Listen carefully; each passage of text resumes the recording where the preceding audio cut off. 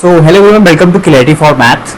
तो यार आज की वीडियो में मैं आपको एक्सप्लेन करने वाला हूँ, बताने वाला हूँ कि क्लास 11th का मैथमेटिक्स आप कैसे स्टार्ट करें और कौन कौन से रिसोर्सेज होने वाले हैं और किस आपको के कौन से ऑर्डर में जो है पूरा प्रिपरेशन करना है और पढ़ाई करना है क्लास 10th मैथमेटिक्स के लिए।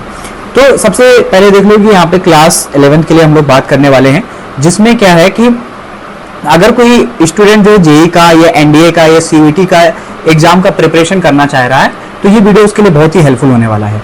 तो इस क्लास 11th के मैथ में यार सबसे पहले जो हम पढ़ते हैं, सबसे पहला फर्स्ट यूनिट जो होता है हमारा वो सेट्स एंड फंक्शन होता है। सेट्स एंड फंक्शन, जो कि फर्स्ट यूनिट क्या है, सेट्स एंड फंक्शन, जो कि बहुत ही इंपॉर्टेंट है। सेट्स एंड फंक्शन हम लोग जब तक नहीं पढ़ेंगे तब तक आगे के जो चैप्टर हैं उसमें हमें थोड़ा ना कहीं प्रॉब्लम्स आएंगे। ठीक है, तो सेट्स में कौन सा पढ़ेंगे हम लोग, इसके अंदर यूनियन पढ़ेंगे, इंटरसेक्शन क्या होता है, complement, Venn diagram and subsets and intervals, इसके बारे में समझेंगे। और ये पूरा जो होगा, ये जो पूरा फर्स्ट यूनिट है वो 23 मार्क्स का होने वाला है। देन इसी में एक चैप्टर और आएगा रिलेशन एंड फंक्शन, जो कि एक दूसरे से रिलेटेड है, सेट और रिलेशन फंक्शन, जिसके अंदर हम सीखेंगे डोमेन रेंज क्या होता है, कोडोमेन क्या होता है, टाइप्स ऑफ फंक्शंस क्या होते हैं, और ये सारा सब कुछ जो है आपको आगे के चैप्टर्स में, ट्रिग्नोमेट्री में, कैलकुलस में, वहां पे यूज होगा।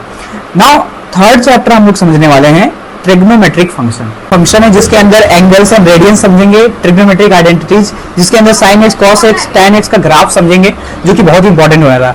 यूनिट सेकंड में आ जाएंगे हम लोग। यूनिट सेकंड के अंदर जो है इसका वेटेज जो है 25 मार्क्स का है, यानी काफी वेटेज वाला है एलजेब्रा। तो एलजेब्रा को भी हम लोग काफी टाइम लगा के अच्छे से पढ़ेंगे, समझेंगे, कि ताकि आगे आने वाले जो चैप्टर्स हैं उसमें हमें प्रॉब्लम ना हो। तो जो फर्स्ट 4 चैप्टर है वो complex number and quadratic equation है, जो कि बहुत ही इंपॉर्टेंट है आपके एग्जाम के लिए।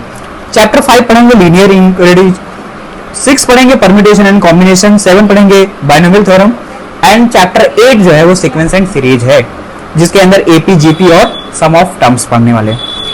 यूनिट थर्ड के अंदर हम लोग देखने वाले कोऑर्डिनेट ज्योमेट्री के बारे में, और इसी ऑर्डर में हम लोग सारा पढ़ाई करने वाले हैं। इसका वेटेज जो है 12 मार्क्स का है, जिसके अंदर straight lines, slopes, equation, distance of points and conic section पढ़ेंगे। कॉनिक सेक्शन के अंदर सर्कल है, पैराबोला, एलिप्स, हाइपरबोला, ये सब हम लोग वहां पे पढ़ने वाले हैं।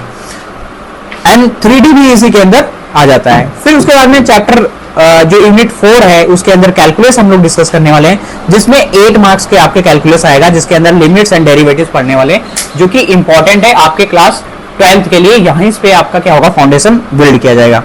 यूनिट 5 के अंदर हम लोग पढ़ेंगे स्टैटिक्स एंड प्रोबेबिलिटी, जो कि 12 मार्क्स का होने वाला है। स्टैटिस्टिक्स एंड प्रोबेबिलिटी, ये दोनों चैप्टर हम लोग बहुत अच्छे से पढ़ेंगे, जिनका 12 मार्क्स का वेटेज होने वाला है।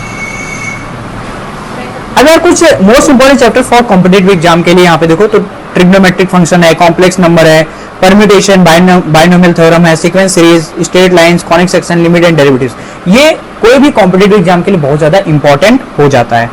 अब देखो यार, इजी टू डिफिकल्ट ऑर्डर देख लेते हैं हम लोग। तो इजी में ये सारे चैप्टर आ जाते हैं, sets, statistics and probability, linear inequalities, and moderate में आते हैं relation function, straight lines and sequence and series. Difficult में ये सारे चैप्टर्स आते हैं, ये सारे चैप्टर डिफिकल्ट माने जाते हैं। Trigonometric function, complex number, PNC, binomial theorem, conic section and limit and derivatives. अब ये जो ऑर्डर है, इसी ऑर्डर में हम लोग पढ़ने वाले, सारा लेक्चर जो है आपको इसी ऑर्डर में मिलने वाला है। पहले सेट पढ़ेंगे, फिर relation and function, trigonometry, complex number, PNC, binomial theorem and sequence and series, and then उसके बाद में straight line, conic section, 3D, limits, derivative, statistics and probability. इसी ऑर्डर में, इसी ऑर्डर को आपको फॉलो करना है, और इसी तरीके से हम लोग पूरा पढ़ाई करने वाले हैं।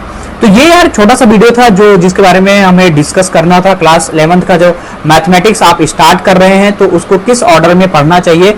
बच्चों को ये नहीं पता होता कि कौन से ऑर्डर में पढ़ना है, तो आपको जो है इसी ऑर्डर में पढ़ोगे तभी आपको अच्छे से समझ में आएगा और अच्छा से आपका क्या होगा, बेनिफिट होगा। तो आई होप आपको वीडियो इन्फॉर्मेटिव लगा हो, और मिलता हूं आपसे नेक्स्ट वीडियो में। तब तक के लिए पढ़ाई करते रहिए। All the very best.